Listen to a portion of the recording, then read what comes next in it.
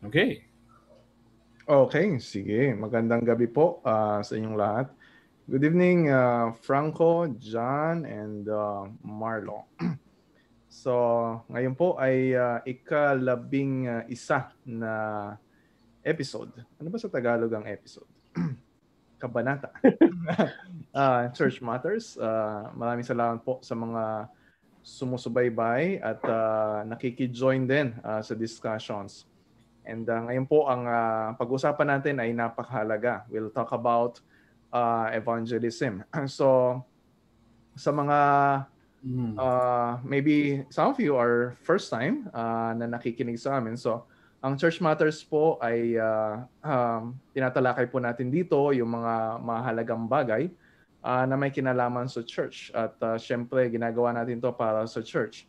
So if you're a pastor, a church leader, an elder, and involved sa pagdi-disciple sa church, ay ito po ay especially for you. Pero syempre, lahat po ng mga kapatid natin sa Panginoon ay makikinabang din sa ating pong mga pag-uusapan.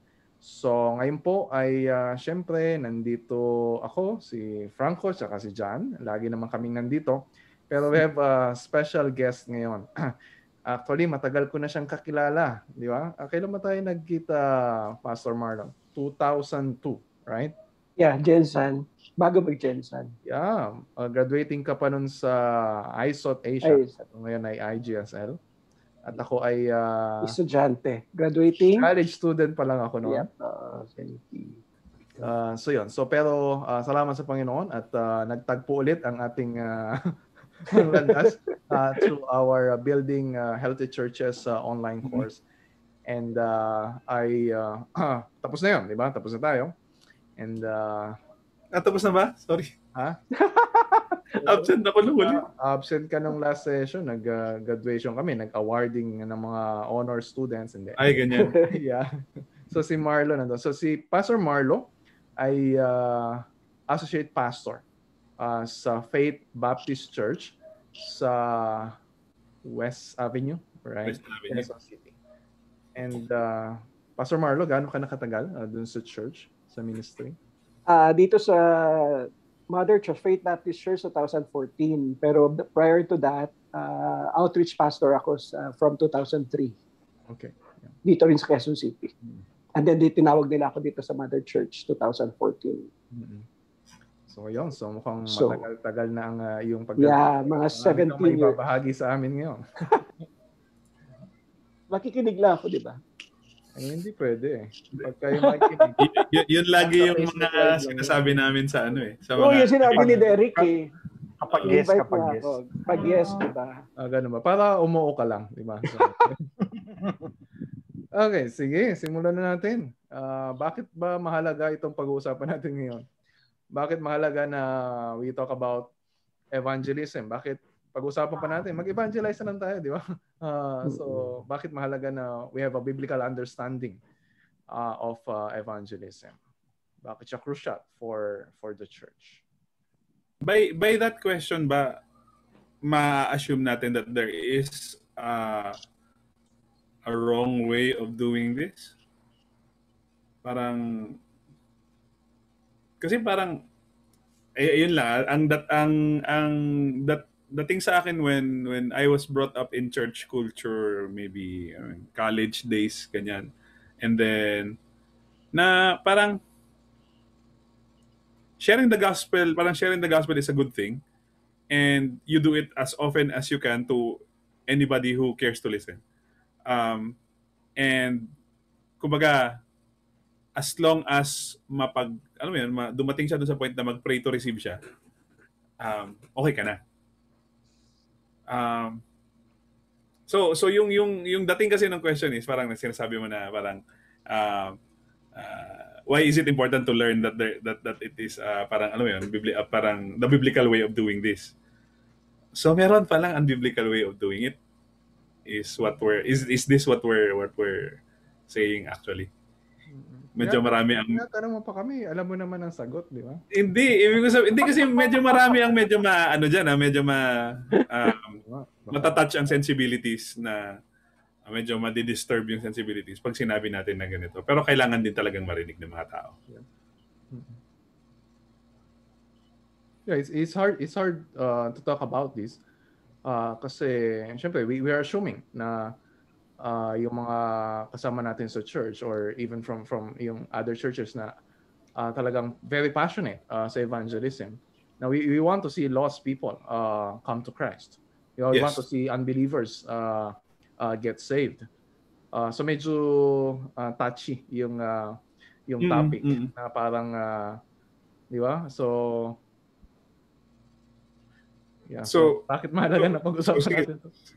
Simulan ko siya doon sa akin from my experience in the number of churches that I've been, na it's pretty much assumed that a person who is in the church will know how to do it. Na hindi siya tinuturo in the sense that this is the right way of sharing the gospel, and this is maybe not so much parang hindi masyadong tama ito at medyo may mga assumptions dito na mali. So hindi siya tinuturo sa atin ng ganon. It's just, okay, here's a track. Go do your thing. Parang go do your thing. Hindi, madali lang yan. Go. Ayan. And it's always yun nga with the premise na madali lang ito. Madali lang yan. Then go. And we're not we're not evaluating yung mga practices natin. Diba? Parang as long as we results, nakikinig yung mga tao, dumadami yung numbers sa church. So why are we going to question yung mga practices na yun, diba? So importante sa akin na dumating sa awareness yung mga taong nagpupunta sa church that there is a right way of doing this and there's possibly a wrong way, and we might have been doing it for a long time now. So siguro mahalaga siya dahil 'di ba yung napag-usapan ulit. For example, sa atin sa ISOT Asia, sa IGSL, is one semester, di ba? Derick, yung abutan mo ba yun, yung evangelism subject natin? Yeah, we have a evangelism subject using the 4 spiritual laws. Isang sem yun. So, bago ako nag-seminary, hindi ako ganun ka-acquainted pa sa 4 spiritual laws. Especially sa aming tradition as Convention Baptist. Parang hindi na-flesh out yon as I grow up sa amin as a young people, as a young person. Parang hindi siya na-flesh out kung ano ba ang biblikal na pag-share ng gospel. Kung ano ba yung dapat noon tama or acceptable na evangelism. So sa nanggalingan natin sa IGSL, napakahalaga yan kasi isang subject nga siya, isang semester nga siya. So tinuro sa atin. And challenging yun sa akin dahil yun nga, from where I came from, Convention Baptist, very strong kami sa outreach. So, sa Sunday school, sa mga bata, pagpunta ka doon sa mga purok-purok, di ba, sa outreach, kung saan mga secluded area, and magturo ka ng mga bata. Parang yun yung aming way of evangelizing, of making contact, and starting a church eventually. So I don't know kung biblical ba yun or we were doing it, may pinagbatayan kami, parang pinatuloy lang namin kasi yun yung nakagis na namin as a Convention Baptist. Yun. Siguro dagdag lang din dun sa the way naman how I understood it before, it's a spiritual gift. So, di ba yung spiritual gift assessment, kapag hindi mo yan gift, so medyo okay. So Exempted ka. Pero pag yan ang gift mo, ibig sabihin tawag sa'yo evangelist. Wow. Yeah. So, tapos, big word. That's right. Papatinin ka ng Evangelism Explosion. And from there, ikaw yung mismong hahasain ng church. Kaya minsan ang tawag sa'yo, evangelist, for example, this. And kapag hindi mo siya spiritual gift, then that's something na kailangan mong i-hone pa. And I think yung ganong understanding somehow diminishes yung mismong word na yung evangelion, wherein we need to really proclaim it. And as we are talking it right now, mahalaga na maunawaan yung biblical understanding of it kasi I think yun yung lifeblood ng iglesia. So if evangelism is not actively going sa loob ng church, then malamang ang nangyayari is we're just doing maintenance. Just keeping the flock, but not really heralding the good news that we receive. So mahalaga na maunawaan na every member of the church ay mayroong responsibility sa evangelism. Meron naman talaga mga spiritually gifted sa evangelism. So hindi naman natin sinasabi na wala. Meron talaga mga evangelism. So nakalagay naman yun sa scripture. And we all agree na kung ang church ay papabayaan yung evangelism, eventually, of course, the church will die. Kasi walang nadadagdag. And kalooban naman ng Panginoon talaga na merong mga nadadagdag sa bilang at naliligtas. Pero ang main burden nung gusto natin pag-usapan ngayon ay why is it equally or maybe more important na to make sure na the way we do evangelism ay biblical. So ano ba yung mga consequences kapag ang isang church ay pwede kasing sabihin ng isang church, kami active kami sa evangelism. Yeah, marami kami mga programs at talagang maraming nako-convert sa mga evangelistic events. So, pero kapag nasanay ang isang church doon sa mga nakasanayan na practices sa evangelism without evaluating kung ito ba ay biblical, so ano yung maaaring maging mga consequences? Maybe we can relate that sa ibang aspects ng church. Maybe church membership, church discipline. Yung sinasabi mo, bro, once na masanay yung church in looking at evangelism as a specific type of activity na yung sinabi ni Franco, for specific type of people lang.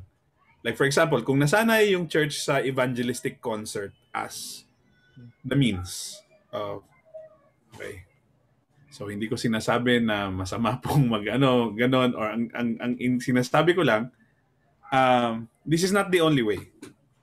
Pero kung ang church nasanay sa ganon, they will equate evangelism equals evangelistic concert. Yeah.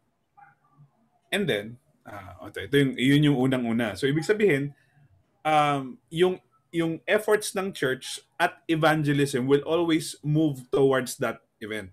Yeah. So you need musicians, you need a stage, you need a compelling reason for people to be there. So na manood ng tapos you need a dynamic preacher sa dulo, and then you need an altar call. And then you need people to, like pag may mga altar call, you need people to counselors to counsel them. So it's always, so evangelism will be equated to this. And madaming mga nakakatakot na pero ang unang gusto kong sabihin is that people in the church might think that it is only the job of the people who are putting up the concert. Yun, sila lang yung may job ng evangelism. Ako, na normal na tao na pumupunta sa church every Sunday and maybe nag-attend ng Wednesday prayer meeting, hindi ko gift yun eh. Wala akong, hindi naman ako tumutulong sa concert. So wala, parang hindi ko responsibility yan. Pangalawa, if kungari, specifically for an evangelistic concert, you're always looking at marami bang tao. Diba? Like for example, kasi kung kungari evangelistic concert mo, 15 lang yung pumunta. Hindi naman lahat tatayo yan sa altar call, malamang. Diba? So ibig sabihin, pag maraming tao, may chance ka na marami ding tumayo sa altar call sa dulo. So parang percentage lang kasi yung tatayo eh. So para masulit naman yung effort, di ba? Parang ang daming malaki. Nag-rent kayo ng lights, nag-rent kayo ng sound system, may stage, nagpasarado kayo ng kalye. Kalsada. Di ba? Oo. Nagpaalam kayo sa barangay. So, ibig sabihin, parang madaming tao, baka maraming chance sa marami yung tatayo sa dulo. And then, ang nangyayari dito, pag marami yung nagpa-altar call, then you can consider your job done. Successful. Kahit kahit nobody's asking the question, how many of these will be coming to church? Will be committing to local church membership. Hindi natin tinatanong yung mga bagay na yun. 'Di ba? Specific problem lang 'yan ng evangelistic concert. Madami pang ibang, I think, they're good things, but somehow pag misguided, mahirap. Sorry, ang dami kong sinabi. Kaya naman. Program-based yung evangelism. And we missed yung mas powerful na doing evangelism as a lifestyle and the culture ng church. And mamaya siguro pwede natin pag-usapan yung follow-up question doon na what really makes it successful yung evangelism.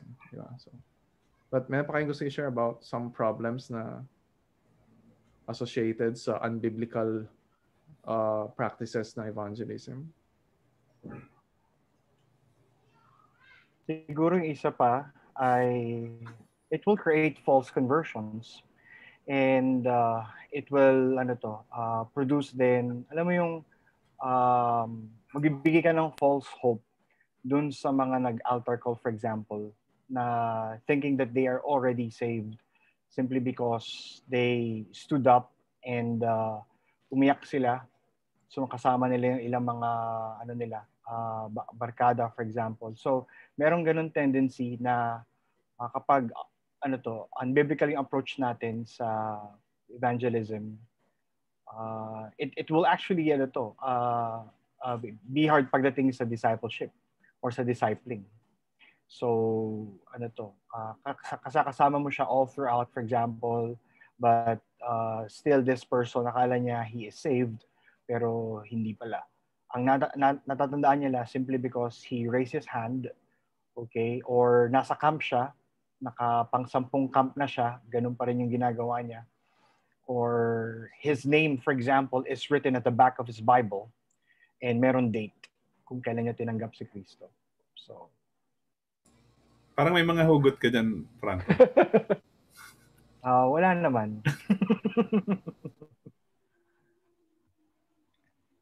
Okay, so it's clear na parang nagkakasundo tayo bakit mahalaga na pag-usapan to.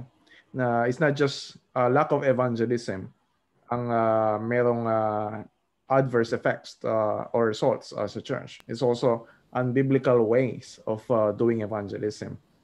And so meron ako dadagdag na baka lang kailangan din. This comes from yung discussion natin on what is the gospel. The gospel. Para sa akin, if you do not know the gospel, you can't really share it. And there is an unbiblical way of doing evangelism is having a person who has misunderstood or has a different understanding of what the gospel is, share it. Di ba medyo dangerous yun? yeah. Na you are asking people to share the gospel na hindi ka naman sigurado kung alam nito yung gospel o hindi. Kung may sasabihin ka, Franco. Yeah, doon papasok Kuya John yung false conversions. Oo, then. Because kasi nga nag-share siya, tapos akala mo yun, napaniwala sila, then So you'll have unregenerate membership. Diba? So very very important siguro na 'di ba parang we understand that parang yung foundation nito is a membership who knows the gospel like the back of their hand, 'di ba? Parang who is comfortable in the gospel, who knows the gospel, who understands what the gospel will do in sinners and why it is important. So that they're able to basically preach the correct gospel.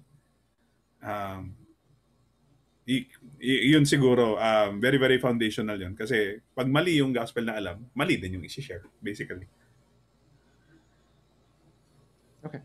So, Ngayon, let's talk about some ano yung nakikita ninyo na unbiblical ways or maybe approach sa evangelism. Maybe we can talk about yung experience natin. Kasi syempre madali naman mag-criticize ng practices ng iba. Pero maybe we can start with our own experience. Parang maybe sa simula ng journey natin sa ministry, ito yung nakasanayan ng church.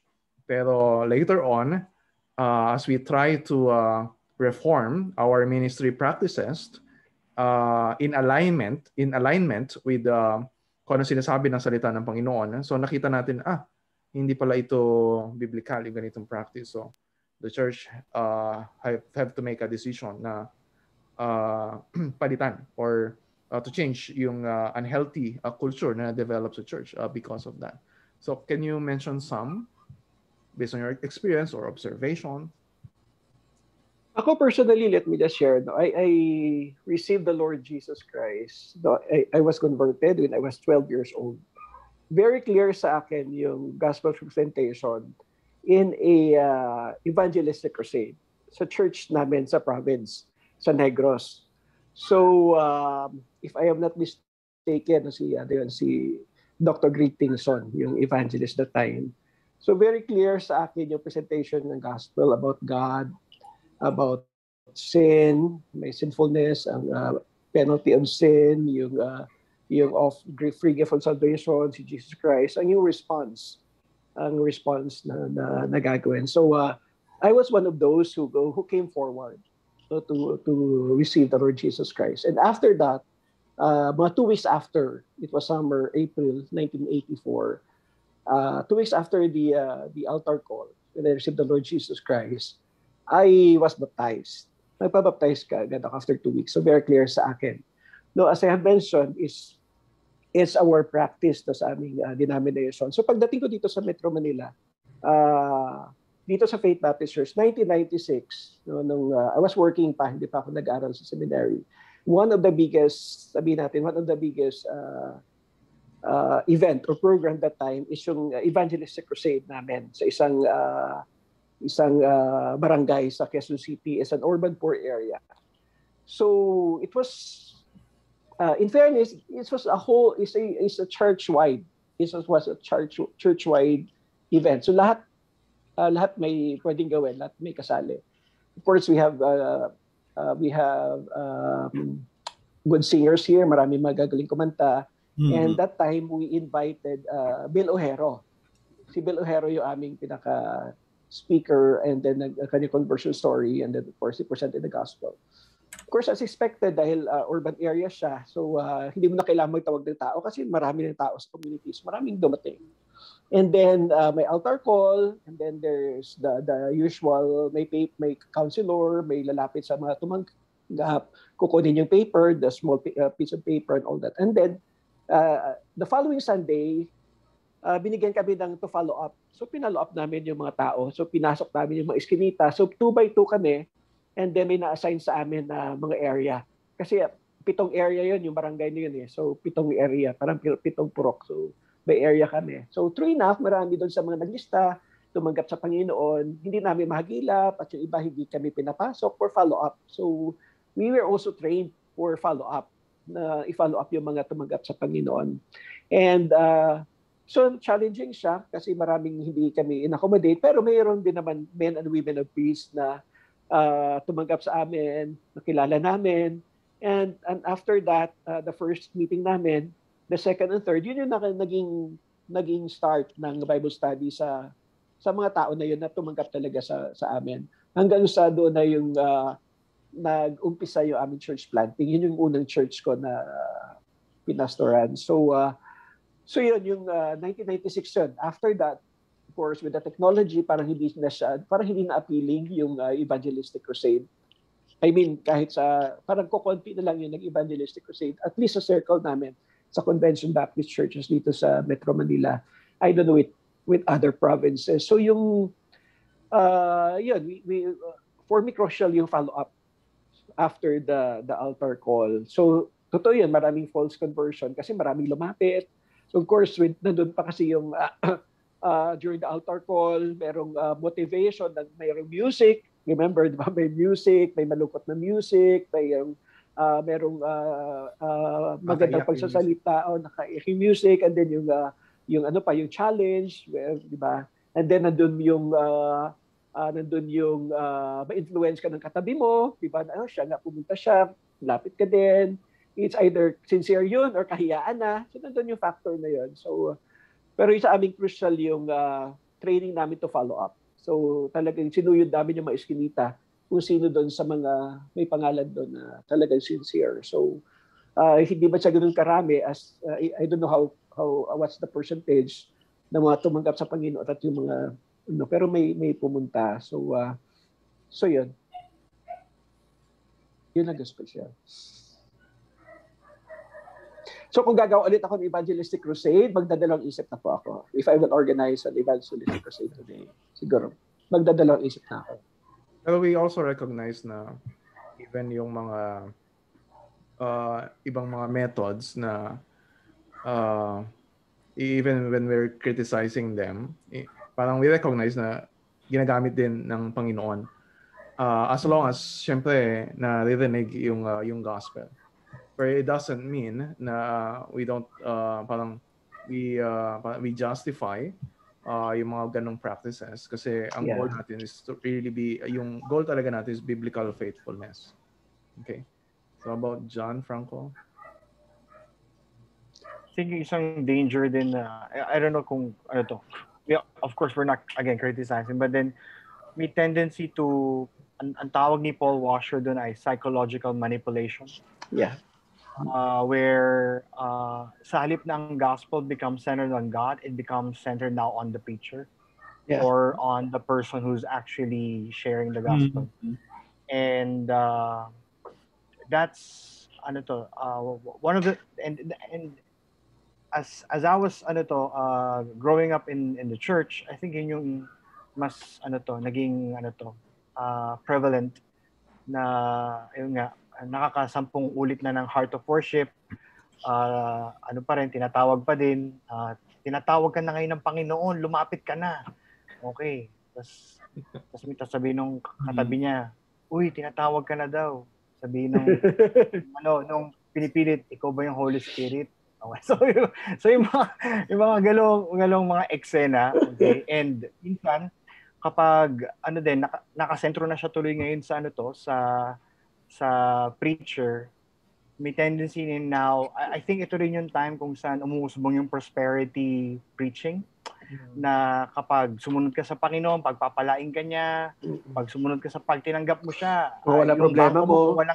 Kung walang laman ngayon yan, lalagyan ng Panginoon yan. Kung may sakit ka, i-heal ka niya. So, ang maganda kasi dyan, yung parang pag walang tumatayo, tapos kailangan mo ng added, alam mo yun. So, feeling ko minsan napipilitan sila minsan, sabihin yung mga bagay na yun. Kasi, walang tumatayo. Eto na, dagdagan natin ng di ba? Let's up the ante. Parang dagdagan ko ng konting blessing dito, konting so, nangyari sa akin dati yun. Namatid ako sa isang church. So, merong altar call. Walang lumalapit. Siguro, mga dati na yun sa church. Parang konti lang bisita. Dalawa kami na bisita. So, sinusundo na kami ng usher na lumapit na kami sa harap. Yung ganun. So, parang naka-focus talaga sa yung outward expression ng decision instead of trusting the Lord to work even kahit na hindi ganun ka-visible yung results. Kaya maganda yung picture Acts 2, right? When Peter and the rest of the disciples receive the Holy Spirit, then Peter started preaching the gospel. And actually, it's not a gospel that you would hear, kasi sabi niya, you're the one who crucified Christ, right? And from there, ang sulat ni Luke is that people who were there were pierced. Okay? Their hearts were pierced, right? And they asked, what should we do? Okay? And I think yun yung Yun yung yun yung kailangan nating ma-discern na hindi natin kailangan ng gimmick, hindi natin kailangan ng bongacious, for example, na presentation. As long as we are driven by the Spirit and it is rooted in God's word as you proclaim the gospel. And I think I've learned this also from Campus Crusade for Christ. Now, you leave the results to the Holy Spirit. Okay, so, and kahit walang altar call, okay, you can actually stay, for example, dun sa harap, sa pulpit, okay, and just wait for people to come. Something like that. So, one thing na ay naalala ko then so I was in a church. I will not mention the church. So yun na lang, ganun na lang. So nakaupo ako. So in my heart really I was parang kumbaga believer na ako at that time. So I was visiting this church. And nagpa-altar call. And nandun ako banda sa medyo late ako dumating. So nandun ako banda sa likod. So yung mga hindi ko alam na nakaupo pala ako dun sa harapan lang ng yung mga organizers sa likod. Yung mga for example, mga deacons, ganyan. Yeah.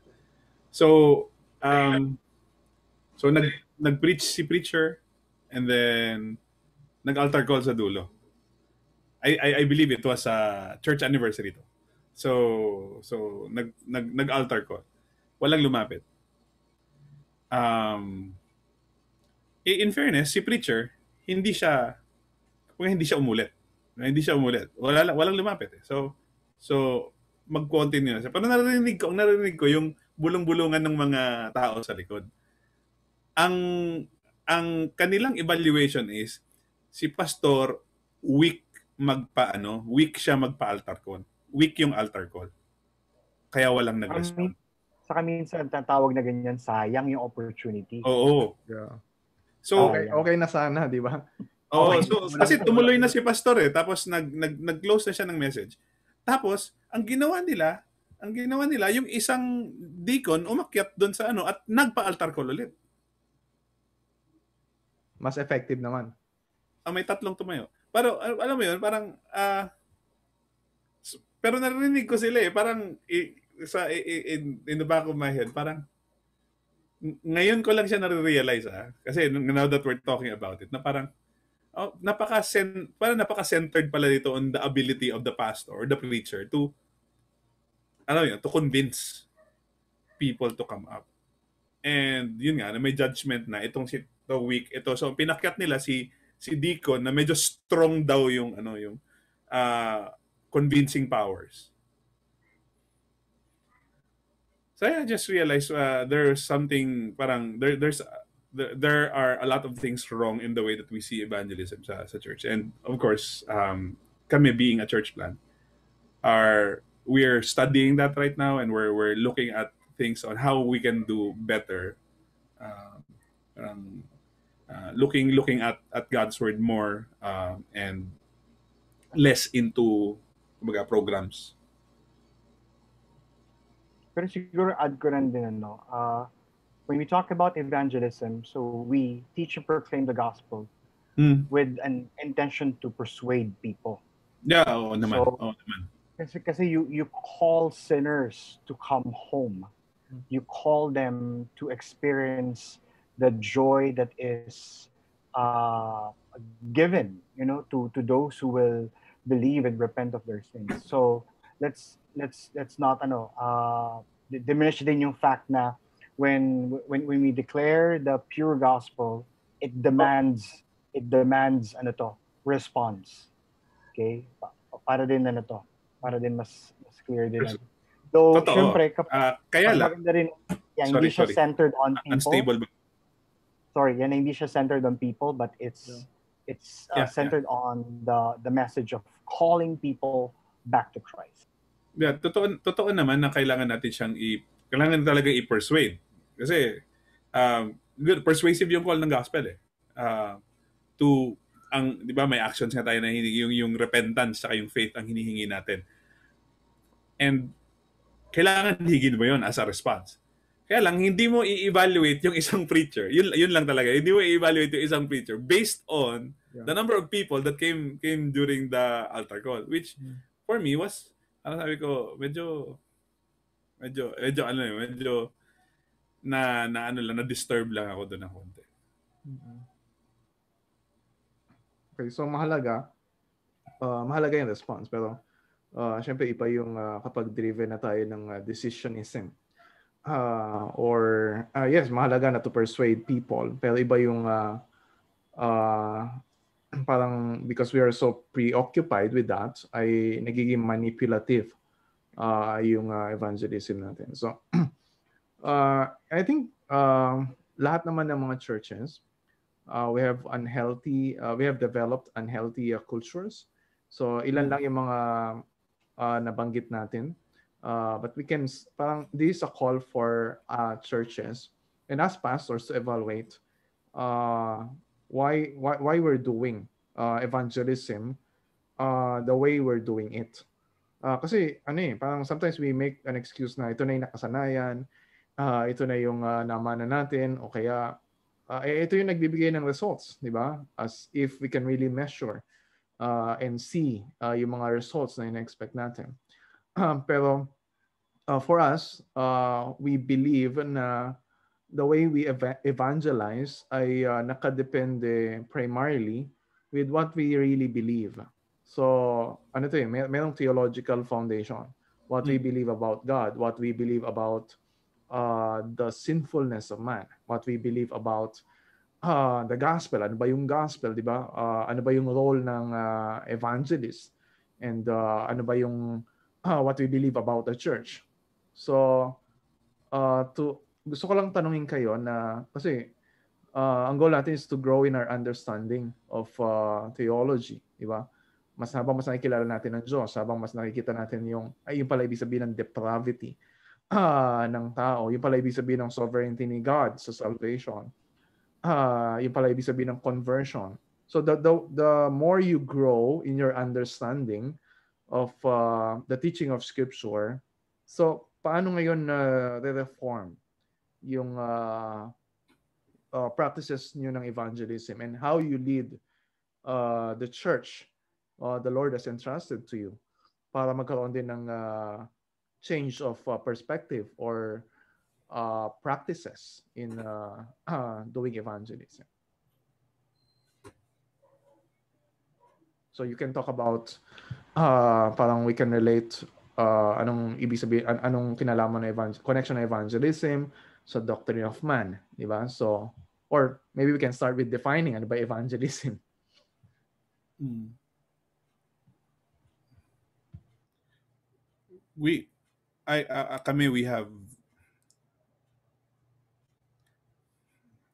looking for ways to say it because it's going to be touchy all the way around. So, I think we grew up in a culture where parang yun nga, evangelism was prized because it was the main way of getting people in the church. And parang kumbaga in a ministry where usually the numbers dictate the success. The more people, of course we feel good. Kasi kahit ako naman, di ba? Parang kahit ako naman on like one certain youth service, kung either 15 lang makita ko o 40, doon ako sa 40, di ba? So parang di ba parang and just for the practical bit that I will be able to preach the gospel to a lot more people. Pero parang dahil nga kailangang i-redefine yung kung ano yung what is the gospel and how you share it. Sa amin mas yung focus namin ngayon is to really get the people to understand what the true gospel is. Unang-una, I'd like to call the gospel fluency. Parang I want to have a congregation that is fluent in the gospel, in a sense of like a language na or a dialect na parang si Pastor Marlo ay taga Negros, ako din po ay taga Negros, kaya lang sa Oriental yata ako, feeling ko kayo sa Occidental. Tama, no? Kasi napansin ko yung accent ni Pastor Marlo, Occidental yan. Diba? Yung malambing na accent. Yung mga galit na accent, dito kami sa kabila. Sa Ayun, Oriental, yun Cebuano. sabi ko na nga ba eh. Oo. Bulakenyo ako, Bulakenyo. Oo, yan. So the point is, I likened it to mastering a language that you can talk basically about the gospel and you think like as in a language. Like for example, I think in English. It's just natural for me kasi natural sa akin yung tinuruan ako ng nanay ko, ganun. Hindi ako Tagalog mag-isip, Cebuano din kasi ako eh. So there are times that I think in Cebuano pero madalang na, pero most of the time I think in English. Kasi mas natural sa akin yung language na yon. Sa akin, tinatanong ko yung mga tao, sige, you know the gospel, but is it natural for you to think about yung consequences ng gospel? And do you understand how it affects your life? Anong pagbabago na? So, the more that the congregation understands this, the more they understand bakit importante itong i-share sa ibang tao. Ano bang ginawa nito sa buhay mo na gusto mong makita na mangyari sa like for example sa buhay ng pamilya mo na hindi pa Kristiyano, di ba? You understand the blessings of the gospel in your life. God's mercy, God's grace, ganun. And so this is what you want to share to other people. Now, sino ka ba nung nagsimula? Parang sino ka ba bago ka nakarinig ng gospel? So doctrine of man and sin. Diba? Kailangan malinaw din yon. Kasi yung mga tao na i-sharean mo, ganun din sila. And then, ang nangyari sa'yo is basically hoping na you're praying na gawin din ng Diyos sa buhay nila. So this understanding, iiklian ko na lang, pero this understanding of what the gospel is, so, sino si God, sino ang tao, sino si Kristo, ano yung response na kailangan, parang this understanding of the gospel totally changes the way that I should do evangelism. And kung lalo na kakabit pa dito yung what's the role of the church in all of this? So a lot of the people that I'm kind of discipling right now in our church have a different idea of what evangelism is. It comes out in natural conversations, sometimes longer conversations than usually sorry for the 4SL model will give you, can I ask for 5 minutes of your time? Not para sa akin, okay, it might work in some positions or some situations, pero usually yung sharing of the gospel para sa akin will take longer conversations and for you to be available in times na magtatanong yung tao. And you need to be able to invite these people into like maybe a longer study of the Bible and allow them to see what a community of believers looks like. So doon pumapasok in church. So kumbaga, yun yung tinuturo kong paraan ngayon on how the church, all of us in the church, should do evangelism. Diba? Kasama yung mga idea na yun. Sorry, unstable na naman yung ko. Hindi ko alam kung anong nangyayari. Narinig ka naman namin. Okay na ba? Okay na, okay. So, hindi enough yung like shotgun approach. Okay, sige. Yeah. 5 minutes lang. Tapos. Ayun. So, doon nagbago. Unstable ka dyan. Para sa akin, most of the time, it doesn't, para sa akin, most of the time, it doesn't really,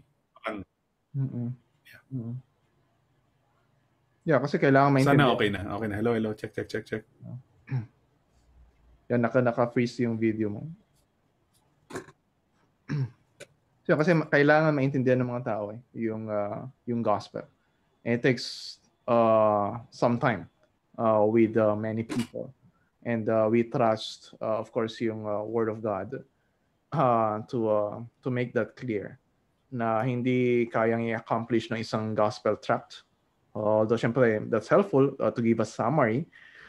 Pero we have to be patient in walking with them to make sure na they understand. Kasi before they profess faith in Christ and sabihin nila na I believe the gospel, so mahalaga na maintindihan nila kung ano yung gospel. Right? Yeah, how about others?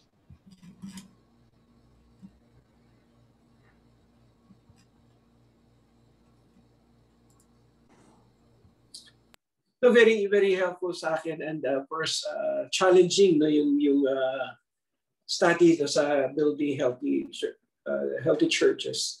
Nasa stage ako na dito sa church no, namin. No, I love my church.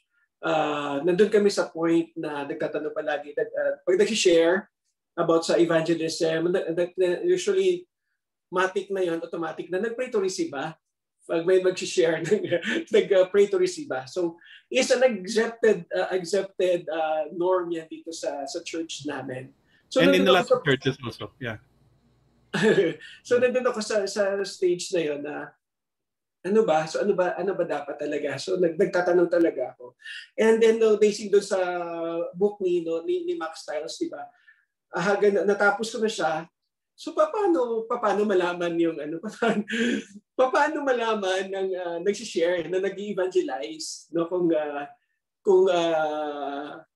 kung Christian na siya, di ba? Kasi sa amin we were trained na yung pray to receive talaga yung aming parang basis. But of course, pina-follow up namin yan, hindi yung one-time lang event na is a series of follow-ups na patuloy namin. And in the long run, makikita mo naman talaga kung totoo siya o hindi. Kasi mawawala din naman siya kung hindi naman talaga siya sincere. So, nandun ako sa point, yun, evaluating for our role ko as a pastor sa area ng evangelism, yung personal evangelism ko rin, and of course ng church as a whole.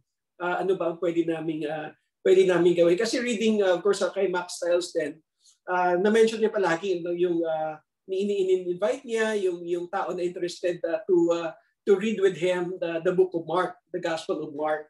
So yun yung isa sa mga na-excite ako paano niya gagawin to. Anong mangyayari at the course of reading, no, kung may magtsatsaga talaga na magbabasa sa iyo or sa akin for ma-apply ko siya, which point na masasabi ko na I'm doing evangelism. And a challenge for me din as a church na quote-unquote may mga gifted evangelist dito sa church. Yung personal na talagang paupuin mo lang siya, paghihintay siya ng number niya sa doctor, yung katabi niya, kaya niyang dalhin yung conversation sa evangelistic conversation about Christ, about hanggang sa masishare niya yung gospel na yun. So yun siguro it's a prayer point, no, na pumaalala niyo ako sa area na yun, sa area ng personal evangelism. Pero niniwala ako sa friendship evangelism, yung nag-build muna ng relationship and then eventually sharing nangyayari sa buhay ko about Christ, and siya rin mag-interested siya hopefully. So yun, nandun ako sa point na parang hindi ko ma-pinpoint talaga kung ano yung personal na take ko sa evangelism. Pero alam ko mahalaga ang evangelism, and may mga tao sa church na talagang as one of the pastors, hinahanapan nila talaga mag-expect sila na as pastors nagli-lead kami yung nagli-lead ng pag-share ng gospel. So nandun ako sa point na yan.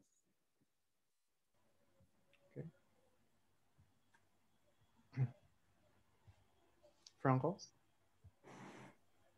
Sa church namin, I think isang blessing is that when our church started to focus on expository preaching, we've seen na in going through the book of Exodus and Acts, you see the sovereignty of God in saving people. So kaya nagkaroon kami ng parang tagline na we shop for opportunities.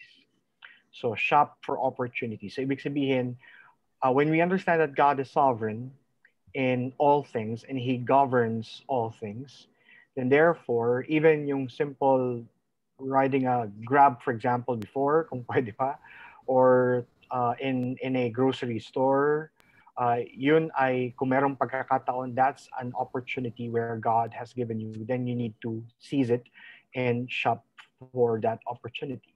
So, and particularly if you're gonna go through the book of Acts, you see the Spirit is always no, at work, in leading people, in awakening hearts, and doon makita, wait, so if that's taking place in the first century, then by God's grace it can also happen here, kasi the Spirit is able also to quicken and use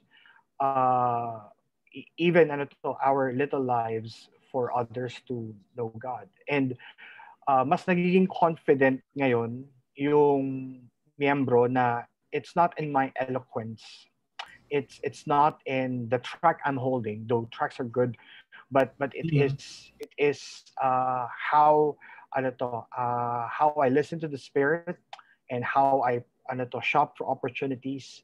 Then of course you have this kaya maganda rin na more than the gospel tracks, our members understand the gospel story.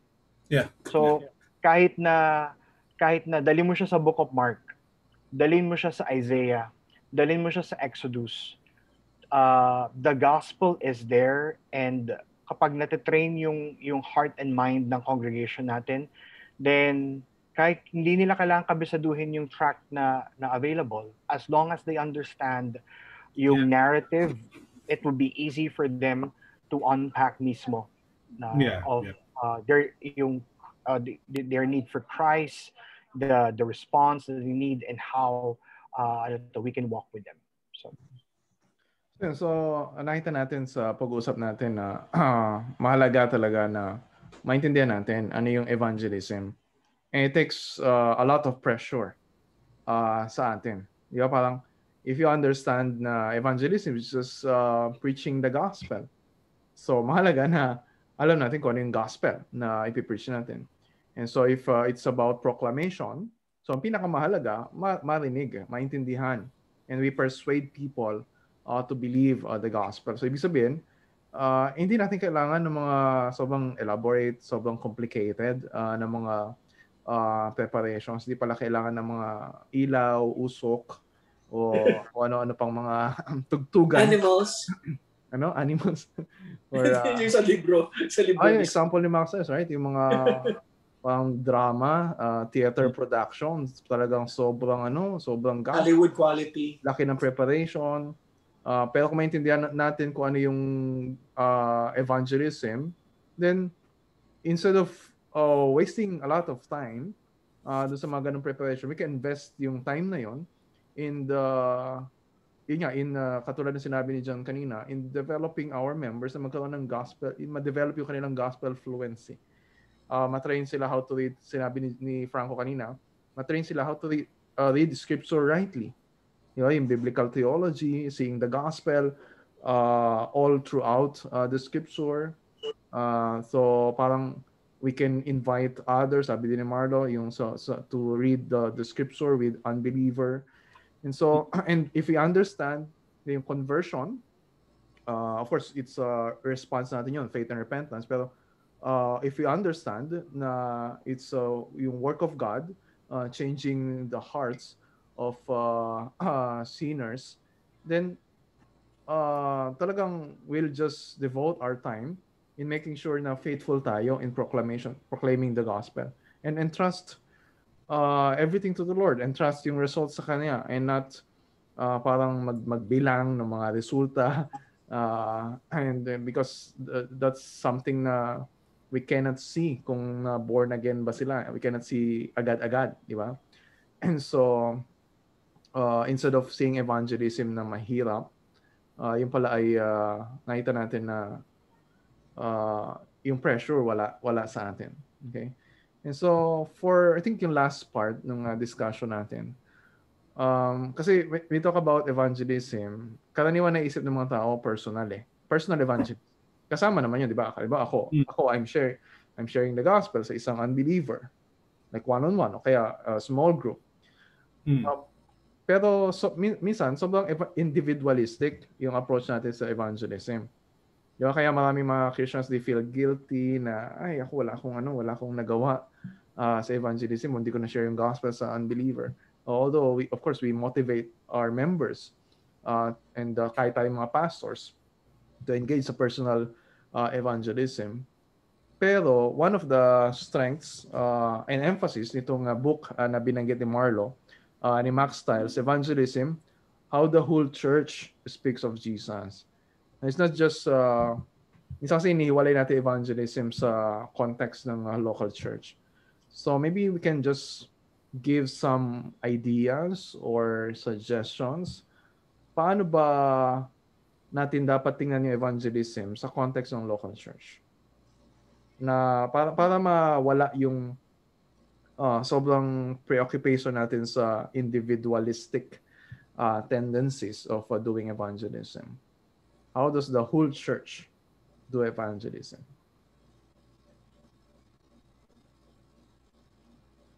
Pag worship service ba, may evangelism, di ba? Kapag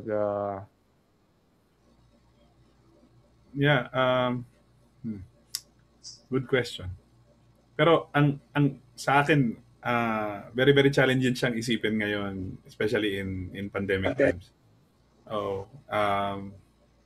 But still, 'di ba, parang we're called as a church to be, kumbaga, to fly a banner for the gospel sa lahat ng ginagawa natin.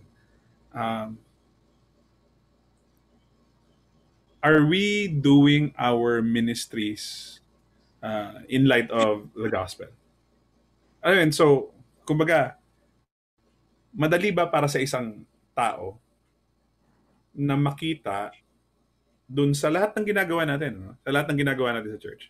Madali ba para sa isang tao, for example, bisita siya sa church, madali ba para sa isang tao na makita ang gospel sa mga bagay na ginagawa natin?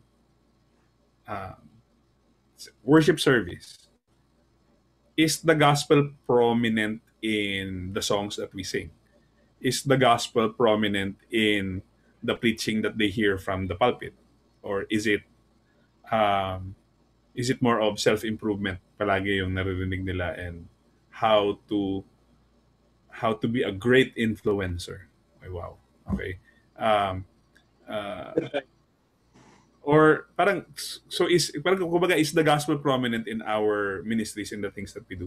Makikita ba nila yung greatness ni God, yung pagiging makasalanan ng mga tao, at kung bakit natin kailangan si Kristo dun sa mga bagay na yon? And hindi siya madaling gawin, di ba? Hindi madaling gawin, lalo na kung nasanay tayo in a lot of church patterns where we do things just because they're being done for the longest time na. Ginagawa to so I'm not anti-tradition. I'm just, para sa akin, mas importante lang talaga yung gospel over tradition. But if the tradition proclaims the gospel, then by all means, di ba? By all means do it. I-pinpoint ko siguro yung Lord's Supper. Yung Lord's table. When we do the Lord's table, is the gospel highlighted? Naiintindihan ba ng mga miyembro mo kung bakit nila ginagawa yun? What are they remembering? What are they hoping for in why they do the Lord's Supper? Ano yung, di ba, parang we remember what Christ has done for us, and we are hoping for His return. Heralded ba ito dun sa paggawa natin ng Lord's table? Sa akin, ganun mga bagay lang. Parang kumbaga, para sa akin, responsibility ito ng church leadership to banner the gospel in everything that they do, in everything that our church does. We may not be perfect. Our church is not a perfect, example of that. But kumbaga, I'm thankful that I have with me some people who are convinced that this is the way to go. Medyo believe nga ako dun sa, parang ito, hindi ko pa kayang gawin yung ginawa nila, Derick, na, parang binago nila yung liturgy nila just to make sure that it, parang it declares the gospel in each part. mahirap yung gawin. Pero, di ba, para sa akin, importante yun. Kasi, sinasabi ninyo na importante yung content ng gospel at kailangan makita siya dun sa liturgy. Pag yung liturgy, di ba, usually, nakasanayan na ng mga tao, tapos pag iniba mo, magagalit yung mga tao. Bakit walang ganito? Bakit wala na yung ganito? Nasaan na yung, di ba, ngayon na yung panahon dapat napupunta ako para maglagay ako ng offering ko or something. Bakit puro malungkot yung kanta? Ba't puro malungkot yung kanta? Ba't wala namang lively? Yan yung sila. Pag wala nang batian ng happy birthday. Oo. Parang pag nawala yung mga bagay na nakasanayan natin, di ba? Usually, so mahirap yung ginawa. And I'm just highlighting just one of those. But basically, para sa akin yun na lang. Parang, does your church and its ministries herald the gospel? So that way, when people get attracted to your church and they come into your church and sit down in the midst of the people, they hear one thing all throughout, whether you're preaching from the Old Testament or the New Testament, diba? Or whether you're doing offertory or doing the Lord's table, they hear the gospel.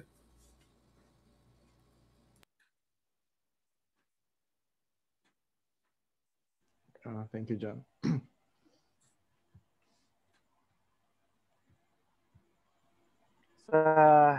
Hindi pa namin to nagagawa sa church, pero isang conversation namin ni Pastor David is that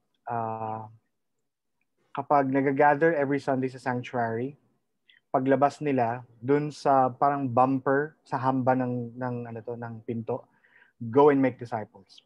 Na gusto namin ilagay. Just for the people to understand na now you are been fed, now you've been nourished, now you've been equipped, then take the gospel where the Spirit is going to lead you. So that's one way on how we can encourage that evangelism is the work of the whole church. Okay, so and from there, that's why we also encourage people to be part of a small group, because the intention of small group is not just head knowledge, but to challenge and encourage one another. Some opportunities this week you've able to minister and proclaim the gospel. So ano yung mga ways? How can we pray for you? If there are opportunities pero natatakot ka, medyo naduduwag ka pa, can we walk alongside with you? So yung ganung perspective na so this is not just the pastor's job, okay, or the leaders, but even an ordinary member can actually herald the gospel. And if you can't, then we would love to walk with you. We would humbly be with you, and kung kailangan mo ng training, then we're going to provide that for you. And to understand that, again, this is not your work ultimately, but God can use you in little ways as you shop for opportunities. So I think yun yung magandang makita din na even in our teaching, even in our Bible study, that this is not just something that you can post in Facebook. Afterwards you wait for people to like. It's more than that, because if we say that the gospel is something that we need to herald, then we use every resources that we have, and I'm saying this na we're still working on this. Okay, we're still praying na masagawa ito sa aming iglesia, but it starts with the few, and from there you influence others. Hear their stories, rejoice, celebrate, walk with them. May mga times may maglalapit, Kuya, I've shared the gospel, pero they did not hear. They did not respond. Okay, that's okay. We just continue to pray. Let their hearts be softened by God. And hopefully, there will be an opportunity again for you to unpack the gospel for them. So yung context ng life on life, okay, as what John has already said, that whole worship service is geared towards making the gospel clear. Then we move towards life on life thing, so that you'll see na, wow, if God can do this for one person, God can do this for the whole church. Dito sa church namin, so may usually makakarinig ka ng mga comment ng leaders na aming church na pag sinabi na, Pastor, parang tagal na natin hindi nagpa-altar call sa worship service, sa preaching. So yung ako personally, ang naunawaan ko na yon na ibig din gusto nilang sabihin na mayroong evangelistic feel yung preaching. So ako gets ko na yon. So and then yung pag may bisita dito na bago, pag hindi Christian, ang nakakatuwa lang dito kasi nandun na kaagad yung gusto nila na hindi uuwi ang taong to, yung bisitang to, na hindi siya masishare na gospel. So they will approach you and then share the gospel and ipag-pray. So in a way, nandun yung church, nandun yung sa puso nila na mag-evangelize. So kailangan lang siguro namin ng training para lahat ng mga, hindi lamang pastors, hindi lamang a few, ang mag-share ng gospel, na lahat ay matrain sila so that wherever they are, sa work man nila, sa school, alam nila mag-share ng gospel. And I'm praying dito sa church, maraming mga members kami dito na may mga business na yun yung prayer ko na ate, punta tayo sa pwede pa tayo mag-start ng Bible study sa inyong company. So isa yun sa pinag-pray ko na mag-open sa mga companies nila or even sa mga bahay-bahay nila, sa mga sa mga kasambahay nila and all that. So yun yung pinag-pray namin, more training, and so that lahat ng members ay makatch talaga nila na hindi man sila yung mag-share talaga upfront ng gospel, pero nandun yung pwede silang tagapagyaya, tagapagsabi sa iyo, Pastor, may bibisitahin tayo, then share the gospel, o mabalikan natin sila.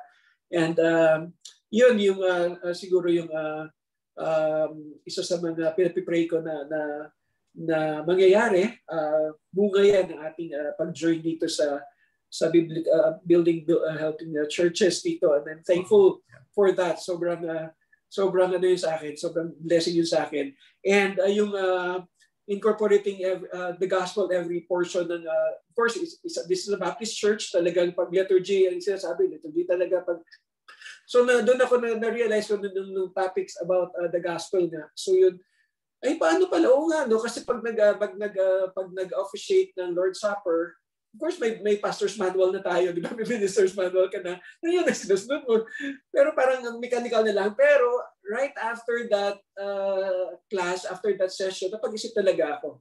Paano ko pa siya? Oo nga, no? Paano nga siya ma-incorporate yung gospel and even your evangelism during that time, ma-present mo yung gospel during that time. So, once or twice na naumpisan ko na siya, so I'm praying na makatch ng members yung area na yon at yung mga nakaka-witness din ng Lord's Supper. So, yun. So, nice ko ma-share lang din. Yeah. So, ngayon, gusto natin i-highlight, i-emphasize na evangelism is not the work of a few. It takes the whole church to share the whole gospel to the whole world. And so, kanina binanggit na ni John yung importance ng Sunday corporate gathering ng church. Of course, hindi lang naman yun yung venue na we can do evangelism or work together for evangelism. Pero that's unique in a sense kasi yun yung one Sunday, one time in a week na the whole church ay nag-gather. Although, syempre, it's difficult during this pandemic. Pero we have to be intentional. Not just because merong mga unbelievers na a-attend. Pero dahil nandun yung mga members, mga Christians na they need to hear the gospel. They have to be saturated with the gospel para yun yung mag-overflow sa life nila during the week. So we tulad sinabi ni John, nag-intentional kami na to select yung mga songs na kinakanta namin to make sure na naka-center sa gospel. Hindi yung mga just about us expressing our emotions to God. Kasi parang we encourage members to sing. So we sing the gospel, di ba? So yung mga unbelievers na nandun, marinig nila yung gospel. And so when you're singing the gospel, you're in a way evangelizing sa mga unbelievers na nandun. And even sa giving of offering, we can remind them na by being faithful in giving, you're really partnering with the church in sending gospel preachers all over the world. And so nakita nila na they also have partnership in that way. And syempre, sa preaching of the word, hindi pwedeng hindi nila marinig yung gospel sa akin. It's not just because may mga unbelievers na pwedeng nakikinig kasama yon, pero when we talk of evangelism, wag nating isipin lang yung mga unbelievers, even believers, even mga members ng church, they need to be evangelized. Siyempre, meron doon mga baka nominal lang sa pagiging Kristiyano. So, for them to experience genuine conversion. But aside from that, yung mga Christians na we tend to forget the gospel.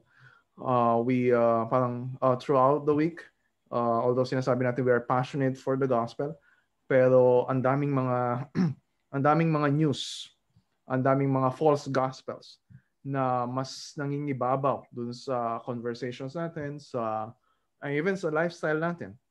So, as pastors, kapag narinig nila lagi yung gospel and nakikita nila na how we draw out yung gospel dun sa exposition of the word and how we apply the gospel sa every aspect of our life.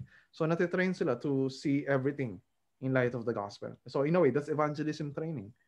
Kasi when our members are so saturated with the gospel, talagang mag-overflow yan. Okay, so I think we can close with this quotation, unless meron pa kayong gustong i-add pagkatapos ito. Max Niles. Okay, so I'll just full gospel din yung binabagay niya dito, di ba? Kasi ang hirap naman, parang you'll talk about evangelism, you'll train people to do evangelism, tapos walang emphasis sa gospel, di ba? So, it's so parang contrary sa definition of evangelism. So, sabi niya, the hope in evangelism is that we so steep ourselves in gospel truth and gospel living, and so apply ourselves to gospel study, and that the gospel can't help but come out of us. Di ba? Yung bang hindi mo na pipilitin yung mga members na ano ba kayo? Wala na tayong baptism, 2 taon na. Mag-share naman kayo ng gospel, di ba? But you'll be surprised na may mga nagba-Bible study pala doon. Kahit pandemic, nagba-Bible study sila online or in person. Hindi ko alam, hindi nakaprograma sa church, but they're doing that because they're so saturated with the gospel. And so, yeah, because we believe that the gospel is the power of God for salvation. Okay. Meron pa kayong gustong idagdag before we close in prayer? Some closing remarks before we say good night? Ganda ng camera mo. Sino? Ako? Oh. Ganun ba? Hindi kailangan ng magandang camera sa evangelism. Ayun. Pero makakatulong din. Sige. Salamat sa mga nag-join sa atin. Thank you. Yeah, thank you for those who joined us Facebook Live. And thank you, Pastor Marlo. Welcome. Thank you, Dan. Enjoy it. Salamat po. Can we request Pastor John to close us in prayer? Sige po. Panginoon, kami po ay nagpapasalamat sa mga oras na ganito where we are able to encourage each other, guide each other, correct each other, Panginoon. And even, Panginoon, minister, Panginoon, sa mga tao, Panginoon, na nagbigay po ng oras, Panginoon, para makinig. Panginoon, salamat dahil pinupuno mo yung puso namin ng Ebanghelyo, Panginoon, at pinapakita mo sa amin kung gaano ito kahalaga sa buhay namin sa araw-araw, Panginoon. Hindi lang para iligtas kami, Panginoon, at magpatuloy kami sa buhay na wala nang kinalaman yung Ebanghelyo sa buhay namin. Pero sa araw-araw kami ay inililigtas nito, at sa araw-araw kami ay, Panginoon, we are being directed by the gospel because of the truth that it proclaims. We are being directed, Panginoon, to declare the truths of the gospel, Panginoon, sa mga tao sa buhay namin, Panginoon. Nawa, Panginoon, na yung mga iglesia namin ay mapuno ng mga tao, Panginoon, na adik sa gospel, Panginoon, at mapuno ang mga iglesia namin ng mga tao, Panginoon, na kayang ikwento yung ebanghelyo dahil alam nila kung na ito yung nangyari sa buhay nila, ito yung ginawa mo sa buhay nila. Ikaw yung nagligtas sa kanila sa pamamagitan, Panginoon, ng declaration din naman talaga ng gospel na ito. So we ask this of our churches and the local churches, Panginoon, in the Philippines, Panginoon. What a joy it would be, Panginoon, if you multiply, Panginoon, churches who understand, know, and then proclaim the gospel, Panginoon, to the people around them. May that be, Panginoon, may that happen to our country and the churches here, Panginoon, even in very impossible times like the pandemic, Panginoon. Nananalangin din kami, Panginoon, sa safety ng bawat isa. Lahat ng nakikinig, Panginoon, patuloy mong you keep safe and protected from the virus. Allow us to be aware of our surroundings, Panginoon, and allow us to help those people, Panginoon, who need our help, Panginoon, lalo na sa circle of influences namin. Salamat sa panahong ito. Ito ay pinagpapasalamat namin, Panginoon, dahil ito ay grasya mo sa amin, na marinig ulit namin ang ebanghelyo, Panginoon, at kung bakit ito importante sa buhay namin. Salamat po. We pray all of these things in your mercy and in your grace, Jesus Christ. Amen. Amen. Okay, thank you po.